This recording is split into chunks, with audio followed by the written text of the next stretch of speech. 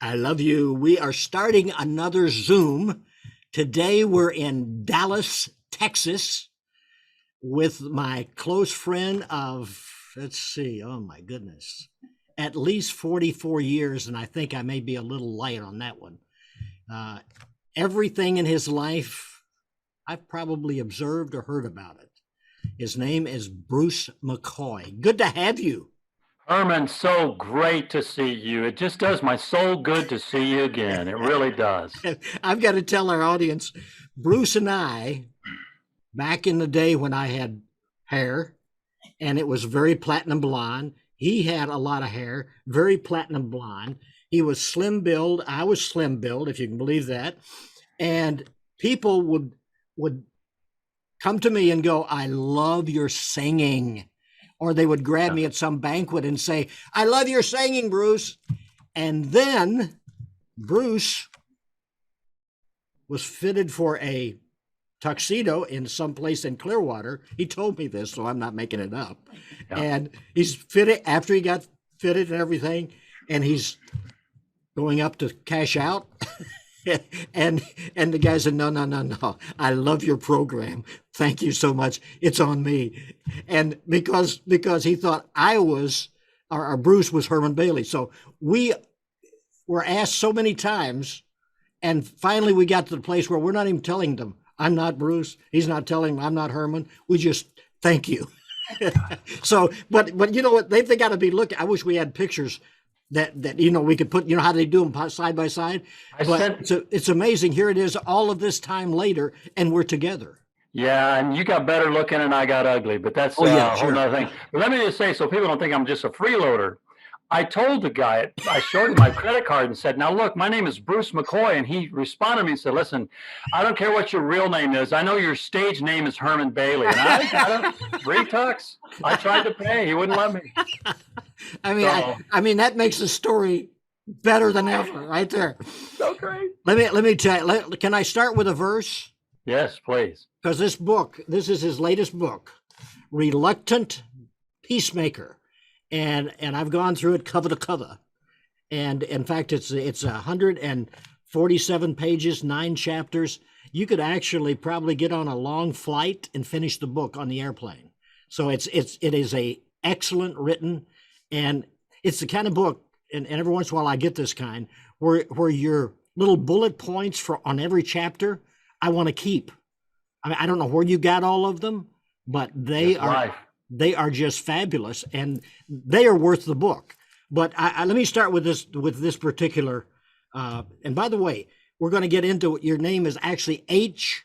Bruce McCoy, and why in the world is it H? And when I first looked at it, I thought, well, he's been recognized as Herman so often, he just uses the initial.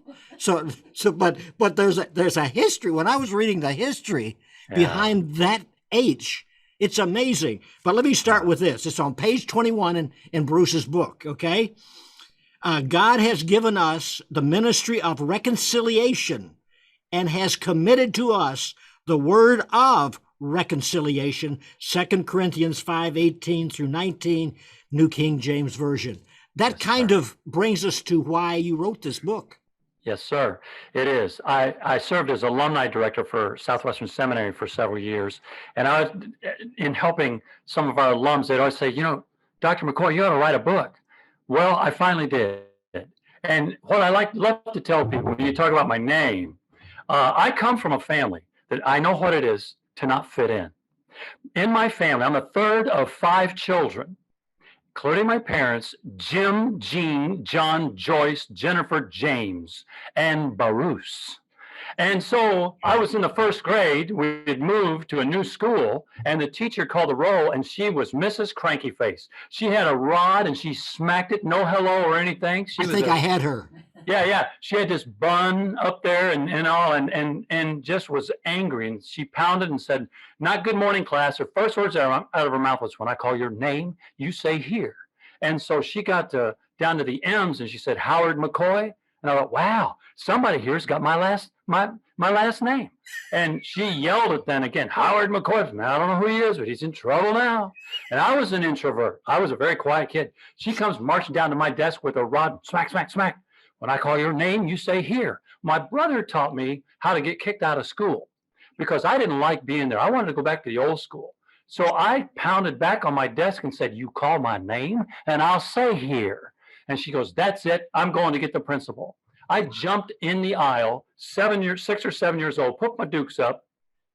And I said, you want to go twosies with, thinking I'm smack talking, you know, you want to go twosies with me, like going to get at the principal and the two of them gang up on me, you go get him. Well, he comes in very calm and stately and control, and I got afraid. And then I found out, and he made a deal with me that she had to call me Bruce. And that night I get in a big discussion at home about my name and them not knowing it. And I said, it's something that started with an H. My dad asked me what they called me. Something started with an H. And to which he goes, well, did she call you Howard? And I went, my dad's a genius. How does he know this? And then he told me my first name really was Howard. And I explain in the book what happens, but I get this stuff dribbled out through my whole life. Wow. Until 9 years, Herman, after he died, I find out the true story. Tell that story, because that was his, I mean, that was his idol almost. Yes. The guy that you're going to talk about. I mean, that was like your dad's, you know, guy that we look up to. Yes, he was a gifted preacher in kind of non-denom stuff. He did big tent revivals, wound up in the Mennonite group and was highly successful. So much so, he went to Brazil and started a big mission, and it just expanded and grew. But he saw when I was born that unlike my siblings, my older two siblings, that I was fair-skinned like my mother, his father, and Duffy Hammer. And he named me after him. And you'll want to read the book. There's so much to the story. Turns out we are distant cousins. His great-grandfather kidnapped my great-great-great-grandfather because though he was in the North, because he had 8 kids and a farmer, he decided upon himself that he had an exemption, didn't have to fight in the war. They kidnapped him. One of the vigilantes, they called it in the family, took a shine to his oldest daughter, kept going back to the farm, making sure they knew that, you know, your dad's okay, he's fighting for the war, and he's a good man, and we're not mad at him, and all this stuff. And took a shine, and after the war, they fell in love, the oldest daughter, and married. They had a grandson who was this Howard Duffy Hammer. Oh my God. And I just show in the book, I thread a couple stories, how the POW experience of my dad was created a lot of angst that we didn't know about. Now tell just a clip of your dad. Okay, my dad felt called to the ministry when he got captured. They had invaded France in June of 44, and not on D-Day, but on the south of France. And they charged up for 700 miles in a northeastern direction, all the way up to Gamshine, France, right on the Rhine River, and right across they could see Germany. Now, make a very long story short, they didn't get the memo. They got switched over from Omar Bradley's group to Patton's. But that small group didn't get the memo to go help McAuliffe when he said nuts. If you've seen the Patton movie, you'll know this. And so Patton's group went to help them. Well, they were stuck there. They woke up and realized they're greatly outnumbered. 2 weeks later, January 5th, they get caught in December before Christmas. They spent Christmas holed up, and they waited till they ran out of shells and stuff. They had to surrender. He winds up ferried across. I tell a story how the Nazi, the SS initially captured, were going to kill him. I tell a story about a German tank division rolls up, turns against the SS, and winds up taking my dad prisoner, his group. He never told us this. He wrote about it for us, and we found it 9 years after he died. And he winds up in a stalag. He literally felt called to preach, so he began. He wrote in there, tell Bruce to tell the kid, the preacher boys, when you're called, even though you need to be trained, you start. Wow. And so he did. He skipped out at night, and he timed in his mind the lyrics, I am weak, but thou art strong. Jesus, keep me from all wrong. I'll be satisfied as long as I walk close to thee. And he timed it in 4/4 to measure the guard's cadence. He knew how far it'd take him to get to the Russians, to the Brits, and to the English. And he traded rations of cigarettes for bread. And how about this sermon illustration? Your son-in-law, Dr. David, will use this one. Here it is. He wasn't as prepared as Dr. David would know how to preach on the bread of life, but he said, look, I'm trading cigarettes for bread, but I want to tell you for life, but I want to tell you about the bread of life. And he won people to Christ there, to the point the captain on Easter Sunday went to my dad and said, now look, Jim, I've already arranged it with the authorities here, and you're going to preach Easter Sunday. His first sermon was in Stalag 3A, Luckenwalde, where so many Russians had been killed and put in mass graves. And there, the boxing champion of the army for 160 weight division, emaciated down to 105 pounds, kept preaching the gospel without hope of getting out. He said, I was just going to start preaching, and that's what he did. But I tell those stories to show you of the angst of a relationship. When I didn't know he had that. And my dad was this gifted preacher, but every now and then he'd snap, and we didn't understand why. And he was a good man, but he struggled. I have a graphic, Herman, if you don't mind. I know they'll show it, but it's ABCT. It's in my book. Can I share just a quick word about it? Yeah, in fact, you mean this? Yes. So take a look at those. Yeah. Which one, obviously it's so obvious, which one doesn't really belong? Yeah. It's the T. And why is that? It's the only capital, people will say. Others will argue, well, I agree with you, it's a T, but I don't like the way you got there. I think it's because it's out of order. Others will say, well, you guys just need an education. If you look at it, you realize it's the A, because it's the only vowel. And then somebody else will say, you men just need to listen. If you'll just listen a moment, you'll realize it is the A, but it's because it's the only one that doesn't rhyme. And don't get me started about the C people, because they don't even have the decency to have a straight line. And then the B people you can never trust, because the B people are always sandwiching themselves and wiggling in between the A and the C. The A people think they're so entitled because they always get to go first, and the T people always try to capitalize on everything. So now there we sit, everybody looking at the same thing. And whether it's the issue of COVID masks, the latest argument with your spouse, or January 6th, or the latest political challenge, or church conflict. Why do we have conflicts? James told us, because we have desires to be the best, be better than somebody else. That's all it's about. When God has called believers to share the gospel and multiply our faith, Satan has counterfeited us on our thinking into warring to want to have more. And the only thing he can counterfeit in that multiplication is to divide.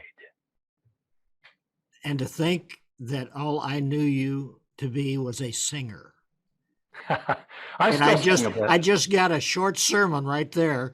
Somebody asked me. Excellent. Do you remember the song you always sang, the kind of your signature song, Stepping on Shore? I still sing it. Let's hear a little of it. Well, I still sing it, and Don Wurtson wrote that song. Yes. And it's my pianist. Jack Wurtson was a good friend of mine. Well, he was. And Jack preached my installation service when I went from music into the pastorate. But Don is still my pianist. He lives just, 8 miles away from me. So I go, sometimes people ask me if I can sing, and I go, oh, I still can sing, just not as much. My voice is clearer after lunch, but now it's time for us to talk.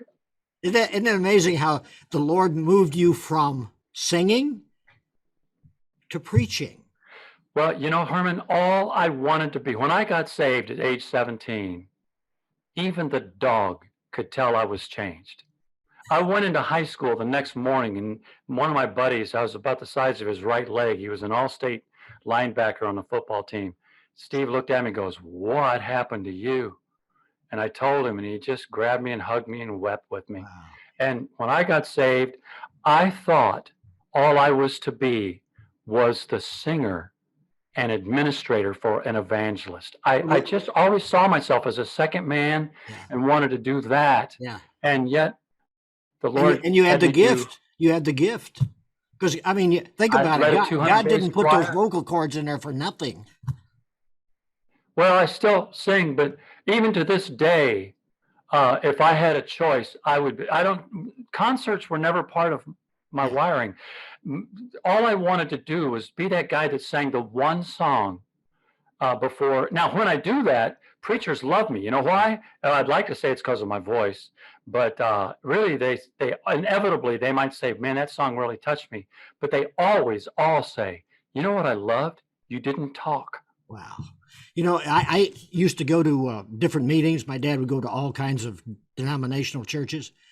And I loved the preachers that would start preaching and then break into they had a good voice. They would break into a song. Yeah. In fact, the first meeting that we had, if you remember, Youth of Flame, you were part of that at Liberty University. Well, the LBC crowd. Yes. Yeah, the LBC Was it crowd. okay, LBC crowd. Who was in that group? Well, Kendra Cook was the best singer ever to go to Liberty. I tell people there was Kendra Cook, and then there were all the rest of us mortals. Yeah. So they had me back to sing the big Larno Harris, Sandy Patty duets, and yeah, because not many could. They had great voices, but not many could sing with her. She was thunderous. And by the way, just for you folks, for the record, we knew the very time at a meeting in a beautiful home that happened to be his future in-laws when Bruce first met his wife. And we watched them, Sharron just reminded me, we watched them sitting at the fireplace, talking, had no idea the future. Can you imagine from that point? Yeah, that's right. To marriage. Now tell me about your children, because after marriage, a few years, children came. Yeah. Well, Cindy supported me through my schooling after we were married. I kept going on and got my DMin, a doctorate of ministry. And we had determined that we knew what it was to start early with not enough education. So we didn't want our kids to be strapped like that. So Katie got her PhD in systematic theology. She had been a professor for several years at a nearby seminary. What a gorgeous girl. We just met her before we went on air. Yeah. She is now the women's ministry director for the Texas Baptist State Convention. Our son, 5 years younger, is writing his dissertation now and getting a PhD in English at the University of Dallas. What you don't know, Zachary. Yeah. What you don't know is University of Dallas and in the English department, all of his professors are either Ivy League PhD graduates, or one is at the lowly Stanford. So he's really getting quite a blue blood education for one in our family. Of course, when I say blue blood, but between you and Cindy, the DNA, where did that come from? Well, I tell people the IQ. We have 3 doctorates in our home, but the one who has the highest IQ is Cindy by a country mile. So I don't know. She's pretty bright, pretty insightful. God has given her truly a gift of wisdom. Now, know this. I thank God every day she's nearsighted. Yeah. One person's infirmity is my blessing. See the way that works. So now you at early start in your life, I think both you and Cindy had some medical problems, didn't you? Well, yeah, I had hepatitis as a young man because I took a dare all the time to do things. I jumped off a train trestle into the Mississippi River and swam. See, we are a lot alike, because that's me right there. Yeah, well, anyway, but we're doing well.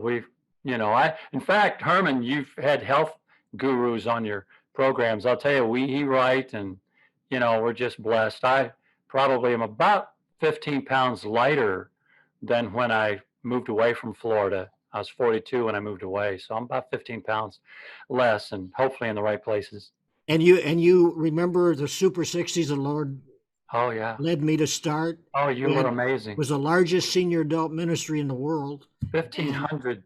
And then you even did a Action 60s in the studio here when I started another senior program. Well, Herman, I pre-recorded a song for you, How Great Thou Art, so that you came out and you held the mic real close and was standing there. We both wore black suits at the same time, and you started singing. And then on the chorus, I would come in and out off stage harmonizing with me, but with you acting like it. And then I came out at the end and we harmonized, and you just kept mouthing it. And we were just tremendous. Yeah. Yeah. Yeah. No, you were. I was the I'm just puppet. kidding. Okay, But hey, listen, let's move into the book, because yes, you talk about chapter 1, making the choice, and you talk yeah, about your dad is a big part of that first chapter. definitely. He's every chapter. I thread the story of the influence on my father, and so when I came to him with a big problem, and it was, and he said, "Well, son, this is a big problem, but let me just help you with one thing." And it sounds like it's callous, maybe if you just read it in the book this way, but he said, "Son, let me just help you with one thing. Hitler's dead, so your problem isn't that serious. Oh boy. So we'll get through this." Oh boy. And how do you compete with that? I mean, he was a guest of Adolf Hitler, you know. So he told me, he says, "Son, I'm not a professional counselor, but what I can tell you is I know your heart has been broken, but God does all things well. And this I know, whether it's a prisoner of war or the personal rejection you suffered from that powerful person, I want you to know that you have to make a choice to become bitter and let this be the stamp of your life to live in regret, or better." It's so simple. Life's not that complicated. You have a choice to make. Yeah. Make your choice. The flashpoint. Let's move to that one. That's chapter 3, and you talk about being faithful to the Lord will not exempt you from hatred or trouble. Being faithful to Yeah. the Lord. You know, today somehow we have messages that no Christ, no prosperity, no great health, no everything you ever desired. It isn't that way. We cannot possibly just put life within the boundaries because it's murky. The rain, scripture says, God causes the rain to fall on the just and the unjust. And Paul had an issue with his eyes that never was healed. And God said, "My grace is sufficient for you." Now, just because someone's sick doesn't mean they've sinned. And just because someone is healed and another is not doesn't mean God loves them better. I've learned through a crushed and broken heart that God did all of that as boot camp to prepare me for greater effectiveness. I was crushed so deeply that I could hardly breathe, and yet it didn't escape me that I had friends who'd been through worse, the unfaithfulness of a spouse or the death of a child, and mine was a personal rejection that I write about, and I leave the names out because it's there, doesn't matter, and I'm not trying to embarrass anyone. So God, my dad's verse, I thread it, is Romans 8:28, that God can make anything work together, and all things are not good. But God can work these things for good if we love him and remain called according to his purposes. You So we talk gotta about stay. throughout, you talk in the book about forgiveness, Yes. which when somebody writes that much about forgiveness in a book, I got the idea, because I've interviewed enough authors, that's a part of your life. Yes. There are things I had to forgive. There's things I had to let go. But I also want to just say in uh, a very honest way is that sadly, too many times my spirit didn't intend to cause harm or hurt someone's feelings, but because I didn't take the time to think of a better way to say it, my rushed spirit um, has rubbed people the wrong way, and I've had to apologize as well. But we have to decide whether we want to be forgiving and get forgiven. And that's how We you can. get forgive. I've told people who've been through great difficulties, worse than I've ever faced, says, "Listen, this is horrible what's happened to you, but and it was wrong and it's unfair, but now it is your responsibility to deal with it." And forgiveness is not exoneration. And so you have to recognize, look, this was a painful thing you did to me, and I forgive you. And I've had people who've not asked for forgiveness. I've had to forgive them. They may not be forgiven of God, but I need to forgive them so that I'm not holding it. What do you want? Because you're a great role model for your children. What do you want them to take away?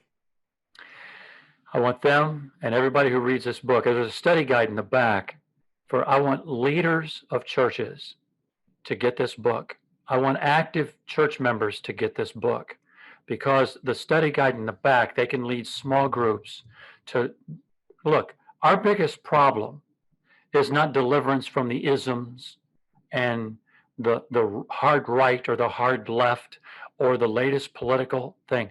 Our biggest problem is that we have become in so many ways a caricature as believers in America because of our intrinsic conflict, that we get upset about almost nothing.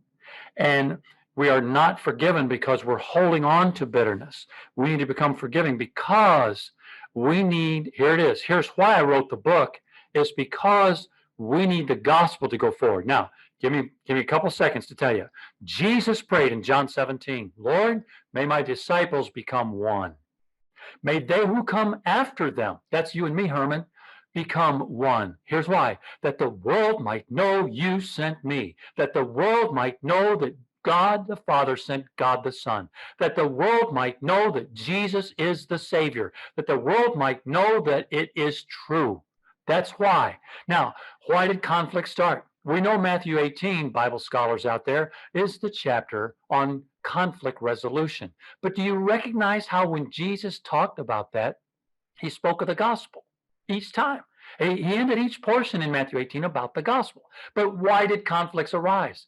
Why did he even say what he said in Matthew 18? Because the disciples saw all these miracles of Jesus, and now they had one great theological question. Lord, which one of us gets to be the greatest in the kingdom? And now Luke's gospel tells us a big conflict arose. So Jesus says to them, unless you are converted in verse 3, you won't even enter the kingdom of heaven. I wrote a note. He wrote, it's better for you in the context of the sin that offends God. The sin in the context there is offending others. So when in Matthew 18, when you hear about sin until you get to verse 15, it's all about offending others. So he says it's better that you lose an eye. Didn't say, he wasn't for dismemberment. It'd be better off not to have an eye to see somebody else's fault. It'd be better not to have a hand to point a finger at him. And he said, but the Son of Man has come to seek and to save that which is lost. It's not the will. Okay, well, Jesus wants us to forgive so the world will know the gospel is true. Amen. Jesus Christ is the answer to every need you may have. God bless. Bye-bye.